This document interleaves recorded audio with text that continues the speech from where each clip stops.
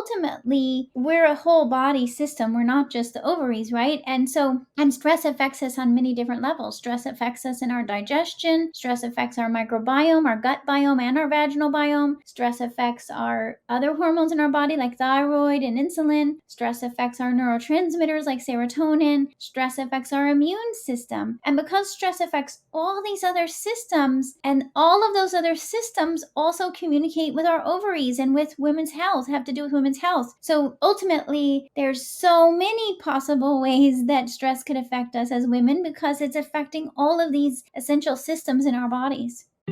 Welcome to Nutrition Without Compromise, a podcast brought to you by Orlo Nutrition. We believe that nutrition shouldn't be an either-or, that you should never have to sacrifice your morals for your health or that of our home planet. Join natural products veteran Corinna Bellizzi and experts from around the globe as they discuss healthy solutions that are better for you and better for the planet.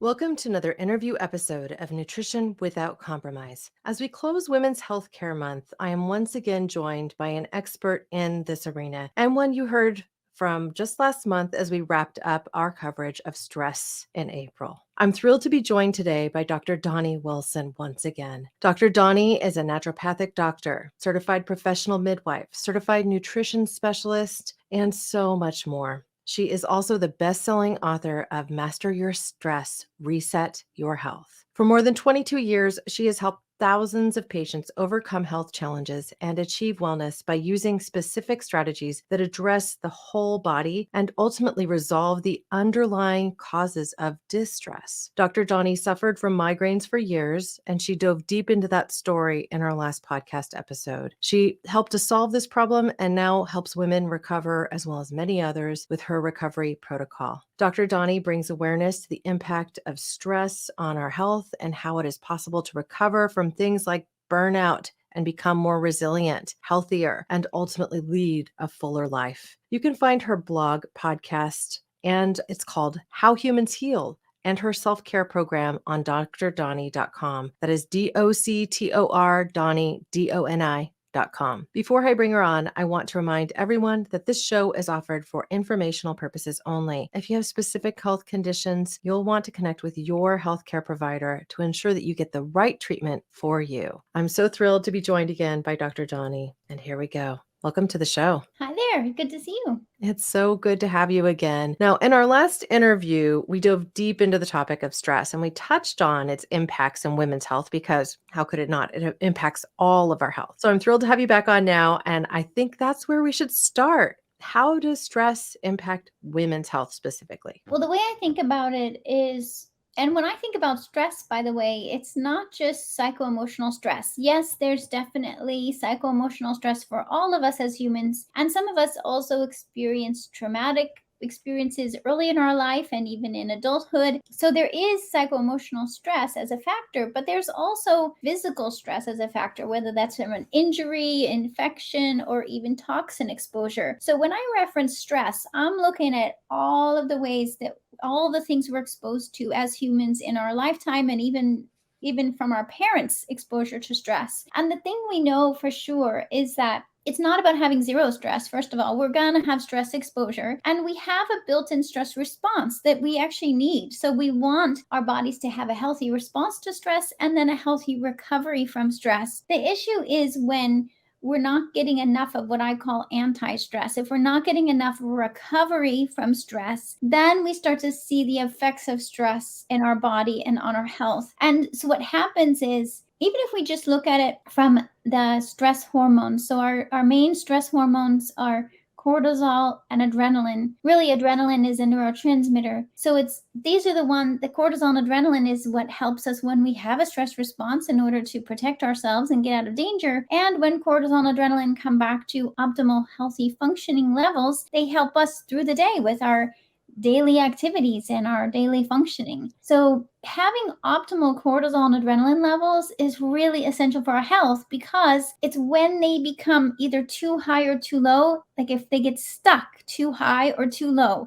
they're not coming back to optimal. When that happens, then that's where it can affect women's health, because it does affect ovarian function. And especially, that's one of the main difference for women, right? Is that we have ovaries, and the ovaries are, if you're menstruating or intend, they're going to be ovulating and making estrogen and progesterone in a regular cycle, unless you're on a birth control pill or some other form of medication that is inhibiting the ovaries. But in a naturally functioning ovary, it's going to be making estrogen, progesterone, testosterone, and having ovulation and creating a menstrual cycle. But when we're under stress and not getting stress recovery, and our cortisol and adrenaline levels are out of balance, then the ovaries get a message to decrease their functioning, to not be ovulating and making hormones as efficiently and effectively. And so that's one of the main ways that stress affects us as women, is the effect on our ovaries. But ultimately,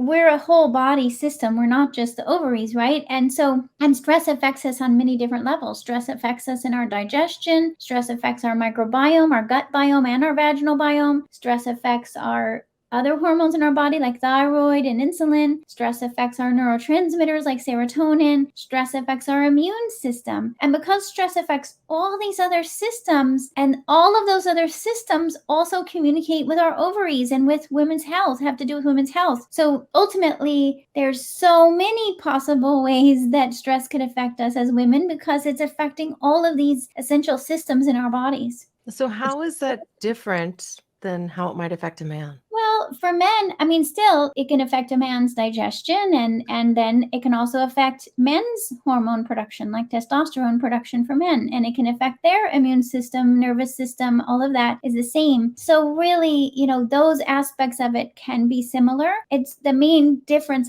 I suppose, is in a man, you're going to see more likely changes in their testosterone production, whereas for women, it's going to be changes in estrogen, progesterone, and testosterone production. So much like I think many men think, women are just a little bit more complicated.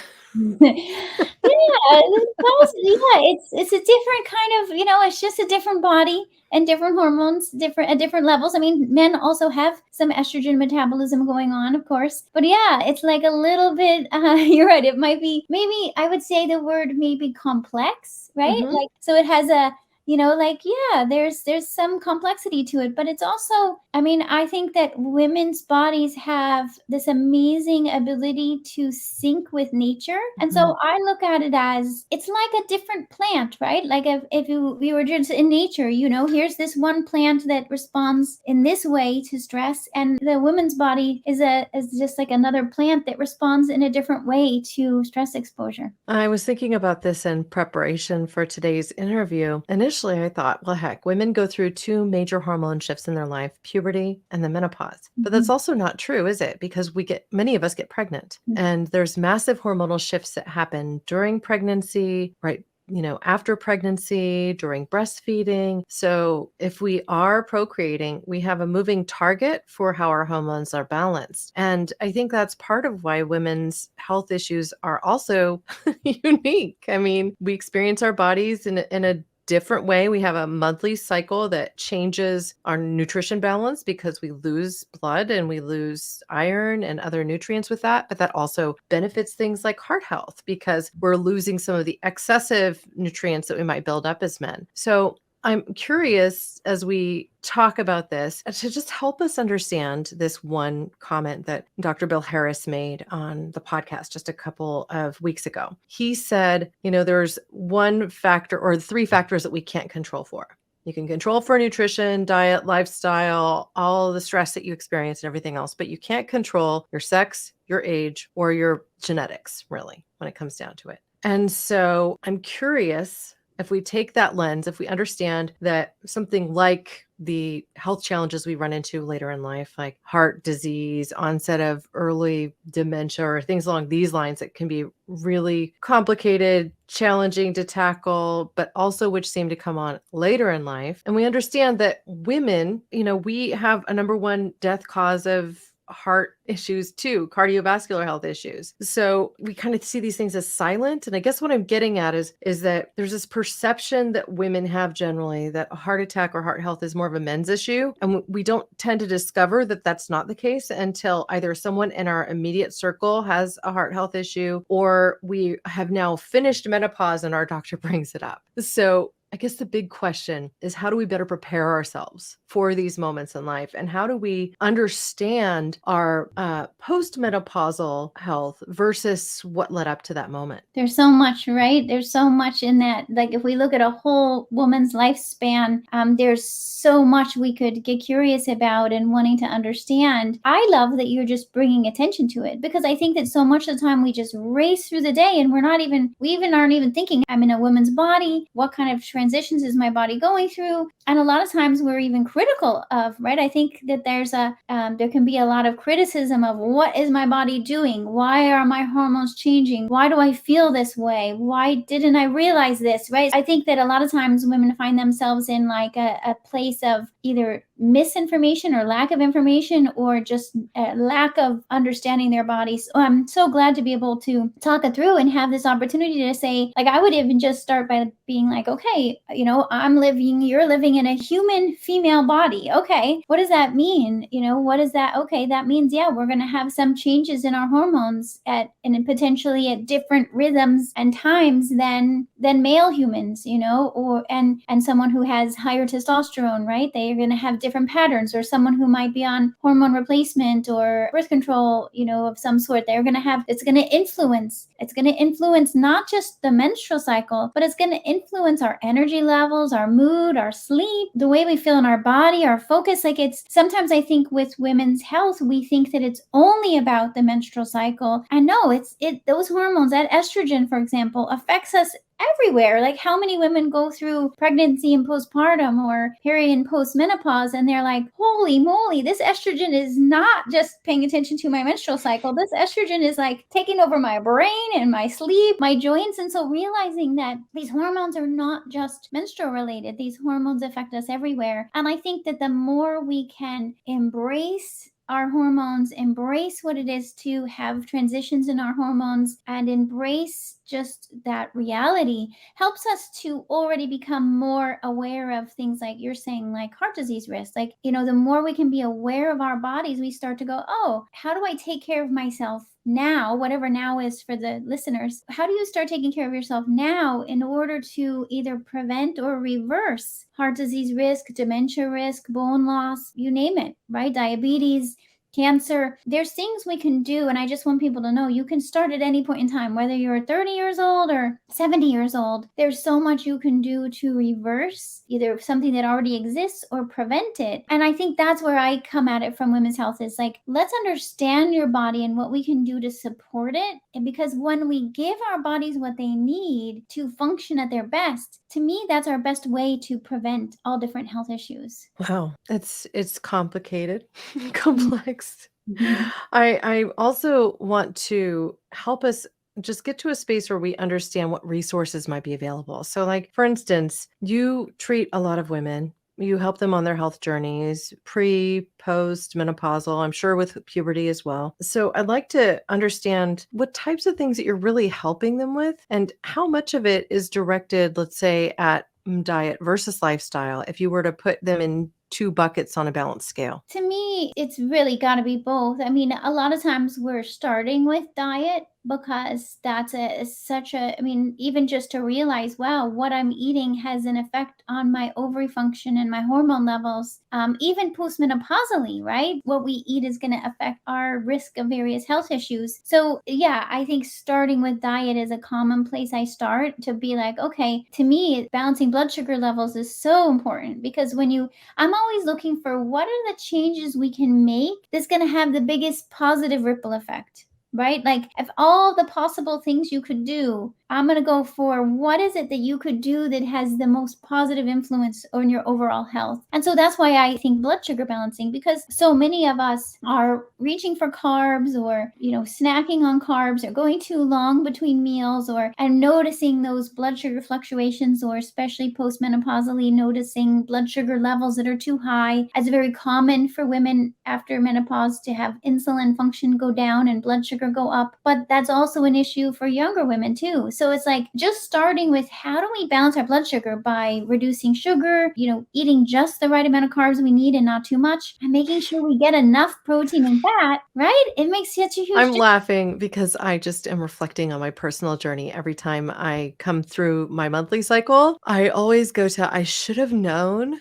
because I'm always really hungry, like the day before I start my period. And I want dark chocolate. And it's like I will go through months and upon months without like really registering that moment until it's after the fact, right? Like, oh, I started my period today. No wonder yesterday I just wanted brownies and like lots of food. I was insatiable. And I'm sure that part of it relates to just my hormone fluctuation, but I don't tend to eat a lot of processed sugar. So I wonder, in a way, what could be causing these massive cravings just before I start my period, given that I don't have a lot of other symptoms. Like I don't tend to get cramping. I might get a little bloated, but I don't have a lot of the other telltale signs that many women experience before they menstruate. There's different thoughts on that. I mean, one is that chocolate contains a good amount of magnesium. Mm. So, and at that time of the month, our body has a very high need for magnesium, because the same enzyme that metabolizes estrogen also metabolizes adrenaline. And so we need more magnesium for methylation and that COMT metabolism. So sometimes, you might be like, oh, maybe I just need some more magnesium, and have a little magnesium with your chocolate. That's one possibility. But I think that also it's very common to have sugar cravings when we have fluctuations in estrogen and progesterone. It's also, and usually the chocolate comes with some sugar, like in the form of a brownie. Usually Yeah. has sugar in it more than usual. And so some of those hormonal fluctuations can affect our cravings, and even blood sugar levels. And so the more you become aware of it, like you're saying, you started to put it together. You're like, oh, if I start craving brownies, probably it's because my period's coming. And you might then be prepared with, okay, let me get some dark chocolate that doesn't have sugar, because sometimes that'll satisfy that craving without having to eat a whole cake. What I also notice, and I don't know if you suffer from this too, but anytime I'm starting to feel under the weather, I want to get into the kitchen and start cooking. And it's just something that kind of I come back to. So if I start to feel like, gee, I really want to make a stew today, I tend to also go to my supplement cabinet and say, maybe it's time for some, immune boosting supplements. And in the case of Orlo, I'm reaching for immunity boost, right? And even just some basic vitamin C. I use some liposomal vitamin C. I might like grab for my multivitamin that I perhaps forgot to take for a couple of days just to kind of cover that baseline. But I think the real thing that I try to impart to people is that you listen to your body and you learn to listen to your habits, because sometimes those habits are in place to kind of get you to reset. And in my case, the resetting in the kitchen, perhaps why I gravitate towards that is because it also is calming for me to cook. And so if I'm starting to feel under the weather, overstressed, it kind of makes sense for me that I go to the kitchen, because that's something I did with my mother growing up. And there's some joy in it. There's some nesting behavior in that. Yeah, I think we naturally, if we allow ourselves, right, if we allow our intuition and what naturally comes to us, oftentimes there is a reason behind it that's actually helpful for us. Like, I really do think we can have behaviors that are going to help our body, and even our body encouraging us to do things that are going to be helpful. And I think that's more likely when the more we're aligned with ourselves and the more we're listening to our intuition, the more likely that'll happen for you. That's wonderful. So, what other kinds of signs can we learn to listen for in our bodies? Well, I encourage people to look at 5, I call it your daily check-in. So I look for, how's your energy level? So is your energy lower than usual? Like, are you feeling like you're dragging and you need a nap more likely? Are you feeling like energized and focused? That's the second one, is focus. How well are you getting through your daily tasks? Are you feeling brain fog, or you're like, oh, I'm like, making it through my to-do list? How is your sleep? Is your sleep, are you going to sleep and sleeping through, or are you waking up? And so sleep can be a real good way for us to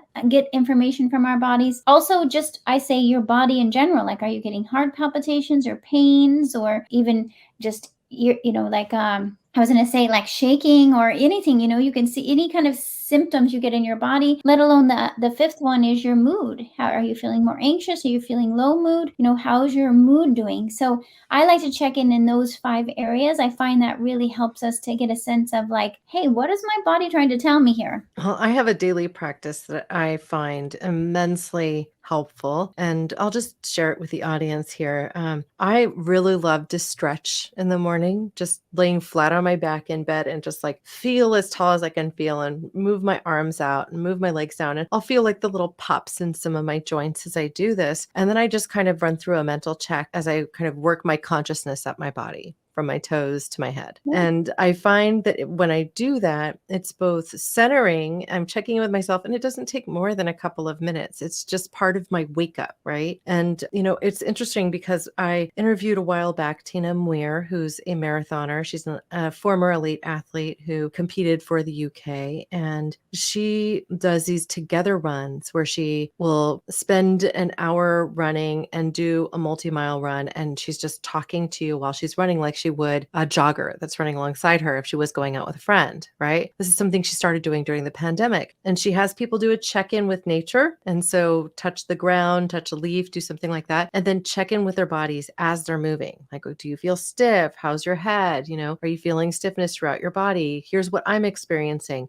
How about you? And then leaves a space of time for them to think about that. And to me, those two things are very similar. It's a different approach, but I offer them because I think women can take this as an example and say, oh, well, how does that feel natural to me? It's so important to take those. It doesn't even have to take very long, right? To just be like, what am I noticing? What am I feeling? Because otherwise we tend to race through the day paying attention to a million other things and everyone else besides ourselves. And sometimes then when you start to listen to your body's signals, I also think that there's a level of acceptance and compassion that comes with it. Now you're not listening in a judgmental way. You're listening in a compassionate way. Oh, if there's a symptom, that means I'm going to be loving and supportive of myself and figure out what I need to address that, and not judgmental and critical of myself, right? So it gives us a chance to change our conversation with ourselves and to be a support to ourselves, no matter what else is going on. You're there to be the one who says to yourself, how are you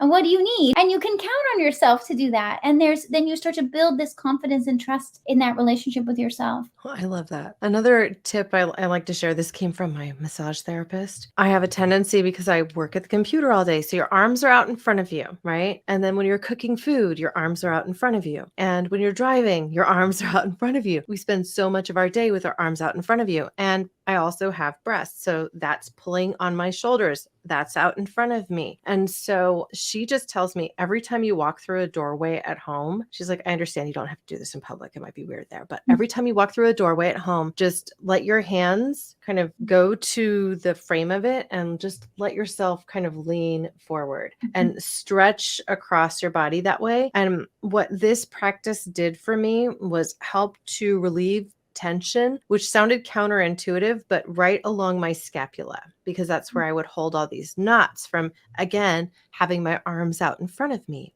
all day long. And so this simple practice improved my overall muscle health and from my neck down through my shoulders. The other thing I noticed is that actually lifting weights, and this was feedback from my massage therapist. She's like, wow, you're not holding tension the same way you do. Because I do hold tension in my shoulders, right? And she said, you're not holding it like you normally do. And so I noted that I had been working on doing assisted pull-ups at the gym. And I think what's happening is just because I'm pulling myself up and I'm using these muscles, it's almost like that is relieving the tension that is held there, because the scapula have to move over the muscles and I'm exercising the muscles. So even just paying attention to where your body might be holding tension and then looking at what your physical activity is to support that, it's not like I was doing a full pull-up. I'm doing an assisted pull-up. I can't lift all my weight with just my arms. I've never really been able to do that. And so it's, there's machines at the gym that can help with that. And it's improved my posture, Yeah. which has improved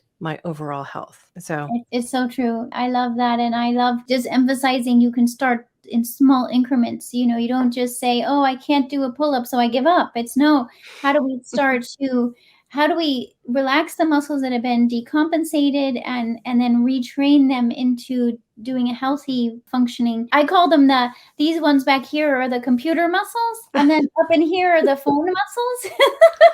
yeah, like this, right? Yeah, because we're constantly looking down at our phone, and it uses all these neck muscles, and so this is the common places to get tight. And so whether it's massage or different forms of body therapy, myofascial release, there's different forms of physical therapy. They can help you release these muscles, as well as one of my favorites is acupuncture with electrical stimulation to really help release the muscles that have been they just don't give up because we're using them too much. And then, having someone like a trainer or someone who can give you gradual, gentle strengthening so that you can get those muscles working for you again. And by doing that, you're way less likely to experience injuries. Like, believe me, I learned the hard way. I injured my shoulder last fall because I was like, oh, I can do it. And I was, blowing leaves in the yard, and my shoulder was like, no, we really can't do this. Now, it took me months to recover. So now I'm like, okay, I really want to retrain my shoulders so that if I do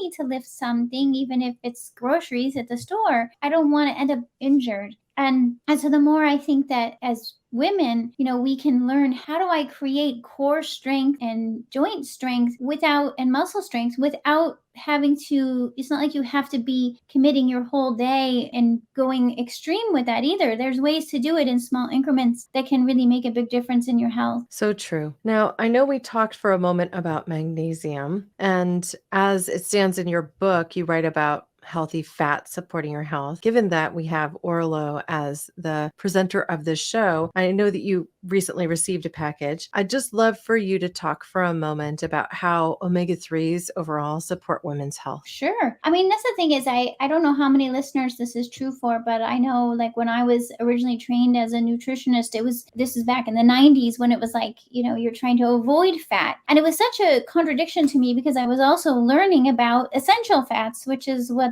these omega-3s or these essential fats that we have to get from our diet. And so it was this conflict, like, oh, fats are bad, and yet these fats are good. And how are we supposed to reconcile that? And I find that still many people are very confused about that. I just led a whole group through a detox program, and they were really still saying to me, like, I was encouraging them, have these healthy fats in your diet. And they were like, is that going to be okay? Sometimes people are really worried. And I think to really start to normalize that fats are good for us. Every cell in our body, the cell wall is made of fat, and the nervous system needs fats, and we need fats everywhere. Even our hormones are made from fats. Estrogen and progesterone are made from fat. If we don't have enough fat in our diet, it's going to affect our ovarian function. It's going to affect our nervous system. It's going to also affect our aging. We're much more likely to have signs of aging in our skin and have skin issues if we don't have enough fat. So I feel like I'm always like putting that right in for people is like, okay, first of all, let's make sure you have healthy fats in your diet, things like olive oil and avocado oil, and eat avocados and eat olives and have these healthy fats. And at the same time, take omega-3 supplement, because yes, you can also have healthy fish in your diet. If you can get wild salmon and healthy wild fish, do that. But probably you're not going to be eating that every day, or some of you might be plant-based. So you might be like, okay, how can I get omega-3s? Well, you can get omega-3s in a supplement, and that way you're covered, because they really are essential for our functioning. Well, they're really essential. This is something that we talked about again with Bill Harris about getting to that optimal level of 8% omega-3 in your cell walls. And that's EPA, DHA, and other downstream omega-3s that are critical for cellular function, for ATP energy production, and more. And during that episode, he asked me to just go ahead and take the test that we're offering to our entire customer base. If they want to come on as a new subscriber, they can actually get a free Omega Quant blood spot test. So they can just prick their finger, send their sample in, and register it online, go ahead and get the full panel of what their omega-3s are. And I was telling you just before I brought you on that I just got my results. They were in French, which wasn't a problem for me, but I speak French. So I looked at my results, and lo and behold, I thought, well, maybe I'll be a high 6, high 7. I've just been transitioning away from consumption of fish over the last few months. I've been working to get more of my omegas from plant sources, and really at the same time trying to ensure that I'm consistent with my consumption of Orlo's omega-3s. So my results are in. Any care to guess what they are? Maybe medium? Did it surprise you? I was medium and 6.37%, which is less than ideal, right? But it's not so low that I'm concerned. So what this means is that I'm just going to increase my dosage of Orlo's omega-3s by 1 soft gel a day. So I'll go from 2 a day to 3 a day. And I'm still going to work to consume walnuts every day because I just put them in my smoothie, a handful, right? I consume some flax seeds. I consume some chia seeds. I like to make a chia seed pudding. These all have healthy omega-3s in them. And at the same time, I'm careful not to consume any trans fats at all, which means I do not consume fried foods. I do not eat packaged bars that say anything like partially hydrogenated or fully hydrogenated, any oil in them, even if they claim to have 0 trans fats, because guess what? Those are trans fats. And it means that I'm very careful about what I do eat when I eat out. And so I think I can continue on this journey. And I'm fairly confident that with just 1 more soft gel of our omega-3 or DHA every day, that I will get back up to that kind of 8%. But you have to think, I mean, I was consuming fatty fish twice a week for a long, long time before. And so having stopped doing that about 4 months ago, that means that those stores are now not in my system. So I have to think of better ways to start to get myself back up to what is optimal. We know that at 8%, which is optimal, that all-cause mortality drops. So, that's the reason you want to get there. And that's also the reason that we are initiating this whole campaign to help people. They can take their baseline test, see exactly where they are. I'm at a new baseline because I just stopped eating fish, right? Mm. And then get a test again 4 months later and see where they are. Each of these tests retails for $50. So it's like we're giving our new subscribers $100 in tests for free. But this test also isn't so exorbitantly expensive that you can't just go do it yourself if you want to. And this is a subject I touched on with Dr. Forrest Sauer. He's a chiropractor, right? And we were talking about the fact that so many of these tests can be quite expensive, but sometimes when you go direct yourself, it's actually less, which is kind of mind-blowing. I know that on our last conversation, some you can get direct. Yeah. Some you don't need to have a practitioner. So you can do some of the basics, and I'm not saying practitioner like, yourself. I'm more talking about through insurance. Mm. So for instance, when I try to go through my insurance for an omega-3 panel, Difficult. my insurance doesn't cover it, and I'm not sure why, but they don't. And so the lab, just because they touch it and they probably use somebody like Omega Quant's methods, right? They charge $100. And so it's literally double the price of if I just went direct. So, sometimes you need to be an advocate for your own health in this way and do a little bit of research or get a quote when you're looking at getting tested. There's 3 tests that I go direct for, and that's vitamin D, ferritin, because I check my iron levels every once in a while. That's also because I'm not eating red meat. Right? So I check my ferritin levels, I check my omegas, and I check my vitamin D. And I usually pay for those about twice a year outside of what I do in my annual. I'm curious about what you test routinely and yourself. Well, those are good. I like to check ferritin on patients too, because it's often not tested. A lot of times practitioners are only doing like a CBC, and the person doesn't have to have anemia, and they might still have low iron storage. So I really like to check ferritin at least once a year, and vitamin D too, because a lot of times people, it's a test that we can get done in blood work and often is covered by insurance. So it's like, might as well do these tests so you just know, because otherwise a lot of people they're not getting enough vitamin D and they don't even realize it. So I agree with you. Like, those are essential tests. I have a whole list of tests I give patients, that you can usually get from a regular lab and usually covered by insurance. I feel like those really would be essentials. And then to know that it's not going to give you everything, like you could have completely normal blood work and still there could be something going on that's not showing, because we can't find everything in standard blood work or even in a regular lab. Yeah. Have you ever tested your omega-3 levels? I have. Yeah, it was a few years ago, but I have. Yeah, it wasn't too bad. Luckily, I'm with you. It was like, okay, maybe it was like, yeah, moderate or a little better than moderate. But I do think, like, to me, I'd rather have information, because then you can be precise with your, like you just described. Like, then you can say, oh, I need one more pill per day. Like, otherwise, we're in the dark and we're guessing. And then we're, it's like throwing spaghetti at the wall, as we say, right? Do you want to throw spaghetti at the wall, or do you want to have a dartboard and aim for the middle of the dartboard? Yeah. And if you understand that vegetarians and vegans routinely are coming up at 3.5%, and I've been moving more and more and more towards plant-based, and I'm still at 6.37. I mean, that tells me my supplement's working.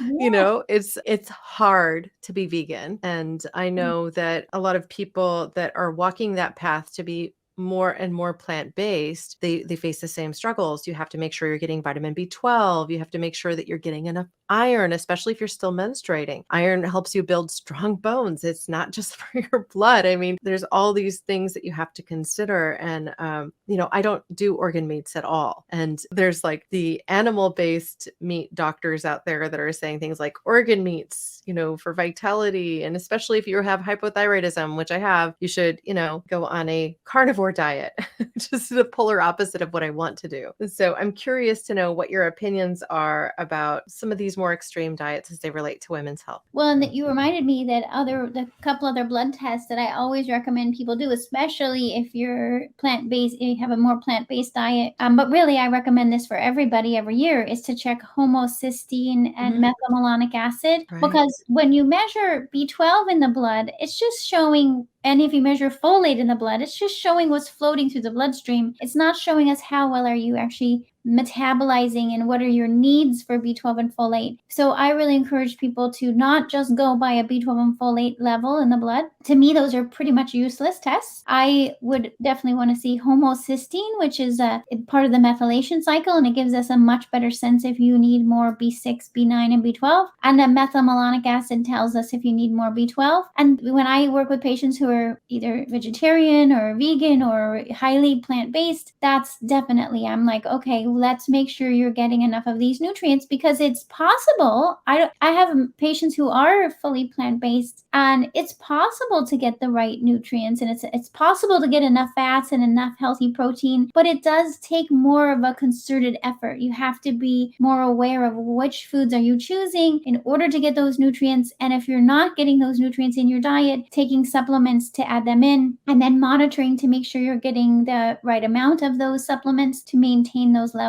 Because it is, just, as healthy as it is to eat plant-based, we have to know that it's sometimes harder to maintain some of these nutrients. And so we just have to be, aware of that and be more intentional and careful about that. So when we're talking about these plant-based issues, the common deficiencies, omega-3s, which we discussed, right? Vitamin B12, you mentioned all these homocysteine levels, which also impacts your heart health, right? So we need to be mindful of these things. Your LDL, VLDL screening, the things that are more traditionally associated with cardiovascular health, where do you put those insofar as the test ranking that you might produce? I usually will run a lipid panel, cholesterol levels, but to me, cholesterol is more an indicator of carbohydrate metabolism, because what's happening is when we have higher blood sugar levels, then the liver converts the extra glucose into cholesterol and triglycerides. And we know that cholesterol is not the best way to assess for heart disease risk for women in particular, men as well, but women in particular. What's a much better way to assess for heart disease risk is homocysteine and what's called a cardio-CRP, C-reactive protein, which is a measure of inflammation. Because we know that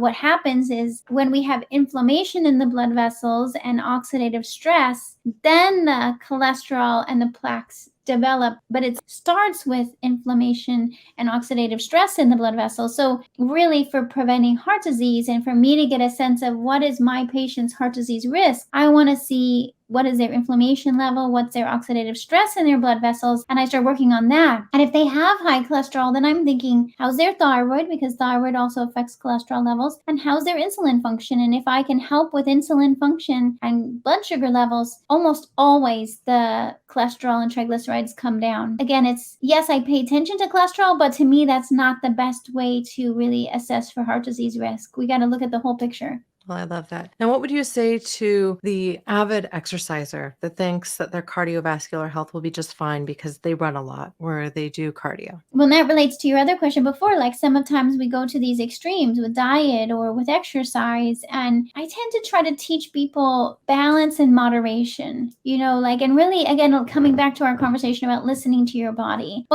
and to me, it's also about knowing your cortisol levels. If you've been under stress and your cortisol is either too high or too low, and then you go into either more extreme dieting or extreme exercising, you run the risk of pushing your cortisol even more to an extreme, more high or more low. And so I think we always have to, no matter what we're deciding in terms of diet, lifestyle, exercise, I really encourage people to always check in with your adrenal health. Let your adrenals guide your decision. If your adrenals are really, your cortisol is optimized, your adrenaline's optimized, then you might decide, hey, I want to go do a little bit more exercise, or I want to do a little bit different fasting with my diet or whatever, but you know that you have a base of balance with your adrenal function, then that's a way to do it. But if you just all of a sudden heard, oh, I just heard about intermittent fasting for 18 hours, or I just heard about, I want to train for this marathon, or I'm going to do this more extreme version of exercise, and yet you're not sure how your cortisol is doing, and now you're choosing some stress, really, because extreme exercise or extreme diet change is a stress to our system. You're adding stress to a system that's already overwhelmed, and you're likely to have less of a positive experience and potentially set yourself up for injury and setting yourself back. So I just would start with,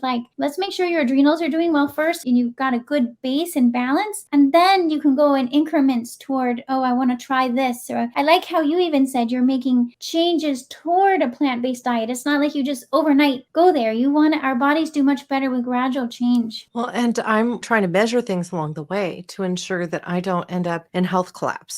Right? To make sure that I get enough protein, and finding the right protein powders to augment my protein intake with that aren't going to upset my stomach. I found, for instance, that I'm sensitive to quinoa, and some of the vegan protein powders have quinoa in them. And so I can't use those, right? Or I get digestive distress, which creates inflammation, and then my C-reactive protein levels will be problematic. And we can just keep going down a road of actually creating a negative health cascade, which could impede my progress long term. So I'm listening to my body, I'm paying attention to what works well for me and then what doesn't, and then making these minor shifts with time. I still consume some animal products. I will probably always consume eggs. And, I find responsibly sourced local eggs. I have friends who raise chickens in their backyard, so I've got plenty of access in that way. But I'm making these choices that make sense for me, and moments of time where it's not sudden. It's not like ripping off a Band-Aid and hoping I don't bleed out. It is ensuring that I'm making these mindful choices and taking steps each day to go in the direction that I want to, from both an ethical and health relationship. So that's where I am. I know every person's journey in this way is different, and I'm really non-judgmental about it. So when I have friends who are on opposite spectrums of their diet journey, I'm just like, well, that's good for you. Just listen to your body, see what feels right. And if you notice something that isn't right, then look at how you can address it. I think that's good advice. And for women, I think the menstrual cycle, it can often be that barometer. If your menstrual cycle is usually every 28 days, and then all of a sudden it's like, oh, I skipped a month, or my period already all of a sudden came at day 14, then right away, when a patient says that to me, I'm like, well, what was different? that prior month? Were you under different stress? Did you change your diet? Did you, what was different? Because the ovaries are paying attention. We think, oh, maybe they're not paying attention in there, but they are paying attention. They notice a lot of changes. And that's, I think, why a lot of times women will be like, wait a minute, oh, I missed this cycle. Or even if you're working on fertility and you're like, why am I not getting pregnant? Well, your ovaries are probably picking up on stress signals that you weren't even aware of. Like maybe you're like, you weren't aware, I've got a busy work schedule, or I'm traveling a lot, or I'm changing time zones, or maybe my diet is not as consistent, or I started this new exercise routine. And you're like, well, why am I not getting pregnant? Well, because the ovaries are picking up on that. Our ovaries for fertility need a real sense of safety in our environment, emotional safety, physical safety, energetic safety. If there's anything that doesn't feel safe, the ovaries are going to be like, well, this is not the time for ovulation and fertility. And so that can also show up for women in their 40s, where they're like, then the ovaries, I think, are almost more responsive because their functioning is decreasing. So we're more likely to be like, oh, why did in the past, this didn't bother my menstrual cycle at all, but now such and such happened, and now I missed a cycle, or I'm heavier bleeding or more cramping. And it's because as the ovaries are kind of decreasing their functioning, we're going to pick up on those signals more, and things are more likely to show up. And so women are like, oh my gosh, what's going on? And the thing is commonly when you go into a gynecologist's office, the main tools they have are going to be prescriptions, right? So they're going to be like, oh, here, you can take a birth control pill, right? You can take some other form of synthetic hormones, even an IUD with synthetic hormones, or you can take, you could do, or you could have a surgery. But that you're talking to a practitioner who that's their options, a prescription or a surgical intervention. But I always like women to know there's so much more we can do to help the ovaries. It doesn't have to involve a prescription or a surgical intervention, or it can at least work alongside of those things, right? So a lot of times we can help the ovaries to get the right signaling, by doing things like dietary changes and lifestyle changes and exercise, blood sugar balancing, everything we've been talking about, the right nutrients, so that your ovaries are like, oh, okay, we can ovulate and make hormones again, and you don't have to be experiencing all these unpredictable and miserable symptoms of menstrual related symptoms just by taking better care of yourself. And ultimately, the better care we take of ourselves as women, it's going to influence our health for the rest of our lives. Really, the more you support healthy ovary function at any point in your life, the more that you're preventing osteoporosis, the more you're preventing dementia, the more you're preventing heart disease and cancer, because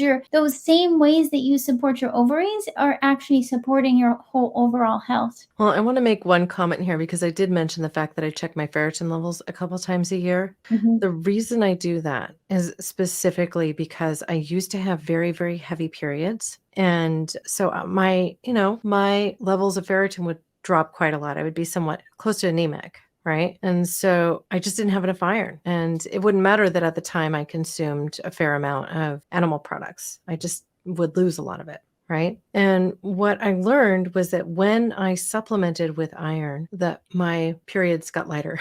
Yeah, it is. It's a lot of times it doesn't make sense, but I say It doesn't make sense, but it is like so true for me. So if I'm not getting enough iron, and so especially now that I'm transitioning towards a more vegan diet, I watch that, because I don't want debilitating blood flow that I experienced then, Yeah, even in my teens. a lot of times, practitioners aren't telling women this, but yeah, if you have low iron, you will bleed more, and then you'll lose more iron. And it's like, you go, well, why would It my doesn't body? make any sense, but it's so true. Yeah, so if you have to be like, if you're bleeding a lot, that probably means you need even more iron to catch up and get ahead of that.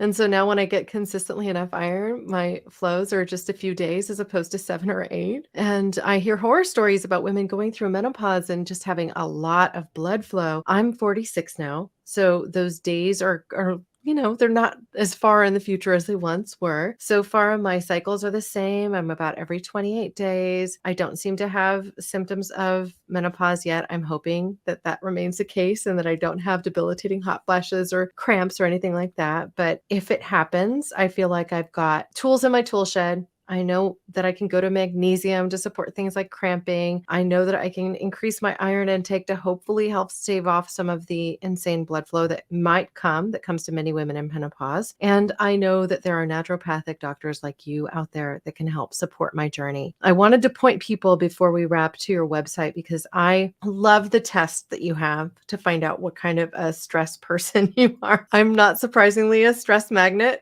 I took the test, and so what does that mean? That I kind of thrive. I like to inspire adrenaline in my life and probably burn out a little bit. Yeah, I mean, what I find is that a stress magnet tends to have high cortisol and high adrenaline, at least part of the day or all day. And think It about was not shocking for me. I'm just gonna tell you. you're like, okay, I had a feeling. I mean, the thing is, like, we get used to those levels, right? Because it's familiar to our bodies. It's probably been, high cortisol, high adrenaline at times, many times in your life. And so what happens is our nervous system kind of is drawn to recreate the same thing that exists. So we automatically are magnets toward high achieving and adding more things to our schedule. And, so that's what that means to be a stress magnet. We kind of keep replicating that same pattern of raising our cortisol and adrenaline. And so the reasoning for the identifying the stress type is so you can laugh at yourself, you can validate yourself and be like, oh yeah, that makes sense. And then you can start to make decisions where you go, okay, then I need to be mindful of that in terms of my diet, my exercise, even my other recovery activities, and the supplements that you take. Like, how do we can use magnesium to lower the adrenaline, for example. We can use other adaptogens that help lower cortisol levels so that you are helping to correct for that patterning. Well, I love the resources that you have on your site. I love your podcast. So I will direct people with show notes to discover Dr. Doni Wilson's website. And that's simply Dr. Doni spelled out, DoctorDoni.com, and your podcast, How Humans Heal. That's just an incredible show. And you share such great information there. I also love following your social journey at Dr. Doni Wilson on Instagram, which is just Dr. Doni Wilson. And I wonder if there's any other resources that you'd like to point our audience to.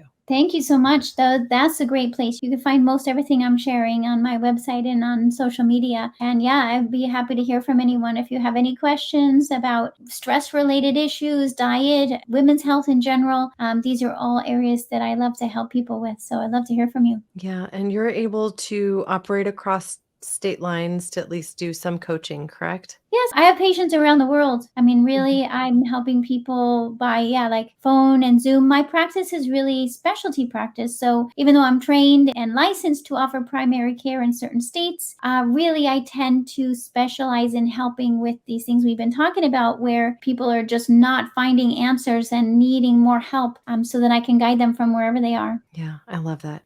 So, one of the health challenges that women often face as they're going through their teen years, they're instructed, oh, you got to get the HPV vaccine now because you're going to be sexually active. I personally did contract HPV when I was only 19 years old and had to get LASIK surgery to help with that. I also had to go in for monthly and then biannual and then annual pap smears to make sure that everything was okay. So what can you share with our audience that's current for today to help guide them as they might confront these same challenges with HPV? Well, I love to educate about HPV because it's way more common than we realize. It's actually most all of us will be exposed to HPV virus at some point in our lives. So I really like to break any kind of stigma or misconception that it means, anything other than just you're human.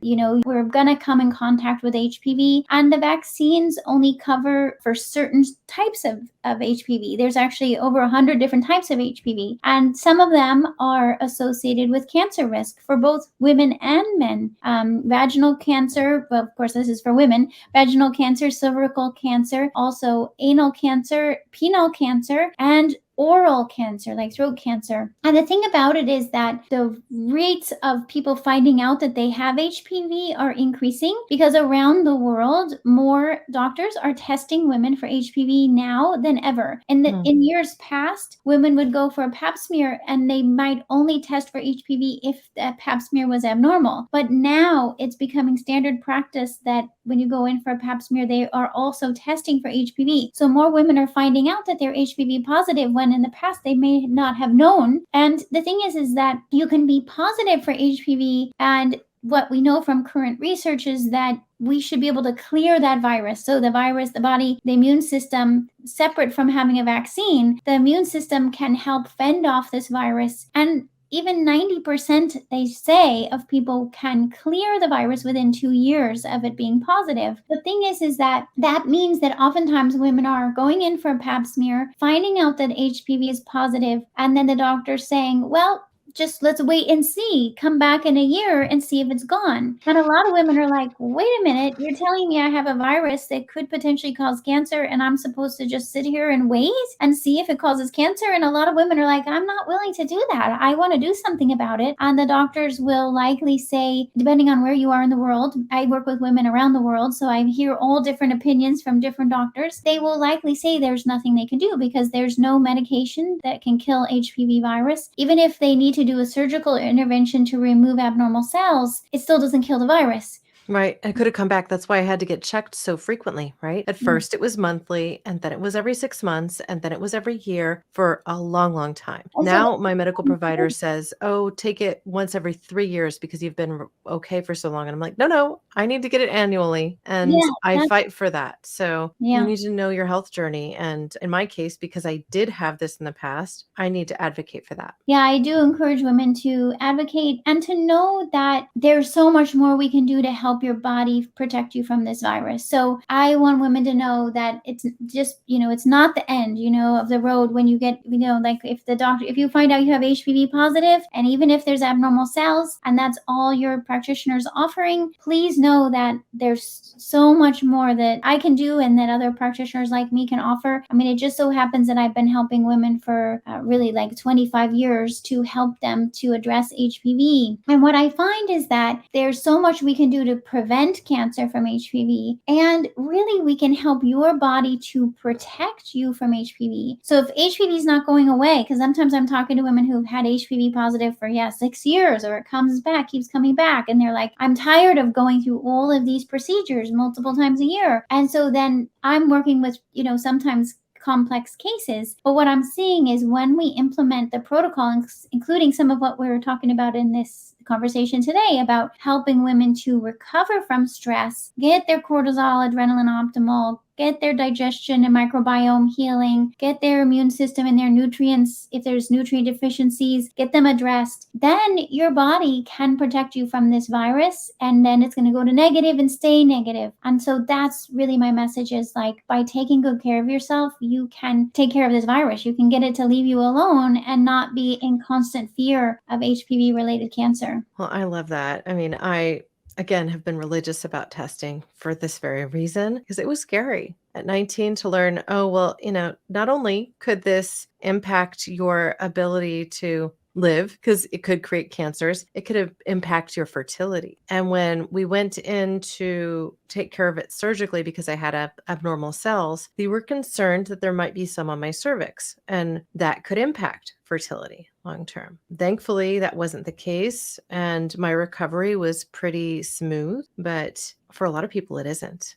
And if you don't detect it and it goes untreated, and you haven't managed your health to reduce its impact on your body, I mean, you can end up with all sorts of problems that. Well, that's the thing. Sometimes it can be very, I just want women to know that whatever we can do to prevent that it's worth it to put the focus on you and put the focus on your health. And a lot of times, actually, what I see in that, because I run an online group for women who are helping to fending off HPV, is that when we go about this process of helping them learn how to protect themselves from this virus, they end up transforming their health, their life, their future, because they're learning how to take better care of themselves, and through this pivotal moment with finding out about HPV. So allowing that HPV to really be an indicator to say, oh, your body needs attention. Let's give it the attention it needs and help you protect yourself from this virus and so many other health issues. Yeah. And this is exactly the reason I've been so open when it comes up, when people talk about HPV. I'm like, oh, well,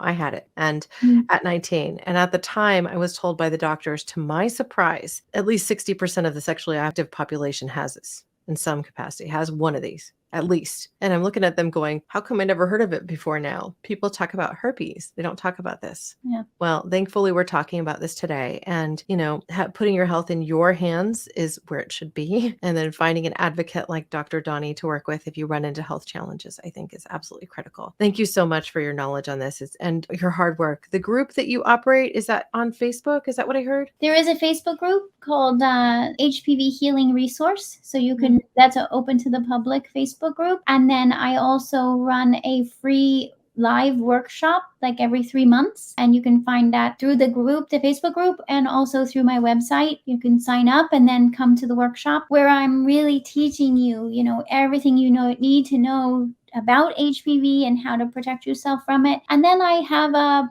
group program where it's so beautiful to see these women who are then using my protocol to implement and actually also support each other through this process where they feel like they can finally talk about this virus and talk about what they've been through related to this and really encourage each other and be cheerleaders for each other in their healing process. Fantastic. Again, thank you so much for your work in this arena. I'd love to invite you back to help me wrap up another month's topic in a future date. And so I'm sure our audience will hear from you again. Thank you, Corinna. I'd love to be here. I will be sure to include links to where you can learn more about Dr. Doni Wilson with show notes, including those groups that she runs on Facebook to help women with concerns over HPV so they can reach full recovery. Now, I encourage all of you to go find her podcast, How Humans Heal, and take a peek at her website. You should figure out what type of stress case that you are. In my case, I guess I'm the stress magnet. I also encourage you to reach out and follow her on social channels at Dr. Doni, D-O-N-I, Wilson. Visit orlonutrition.com for our complete blog, including features that you won't find anywhere else. If you have questions about what we covered today or topics that you'd like us to dive into, please reach out via our social channels at Orlo Nutrition. You can always send me an email note directly via our website or just by sending an email note to hello@orlonutrition.com. Now, as a reminder to all of our listeners, you can have the opportunity to check out our omega-3s, be it the omega-3, DHA, or prenatal DHA. Become a new subscriber and get 2 omega-3 blood spot tests with your subscription, 1 to test your baseline and 1 again after 4 months. Now, this is a critical new program. While our typical discount NWC20 won't work on that particular product, you will be able to get the benefit of that $100 in free tests. And if you aren't ready to do that big subscription, you can go ahead and buy any of our products with the one-time coupon code of NWC20 to get 20% off before checkout. That's at orlonutrition.com. As we close today's show, I hope that you will raise a cup of your favorite beverage with me as I say my closing words. Here's to your health. Thanks for listening to Nutrition Without Compromise. To make sure you never miss an episode, subscribe, rate, and review wherever you listen to podcasts. If you'd like to learn more, visit orlonutrition.com and join our mailing list. You'll gain access to complete show notes, features, and informative blogs, because nutrition shouldn't be an either-or.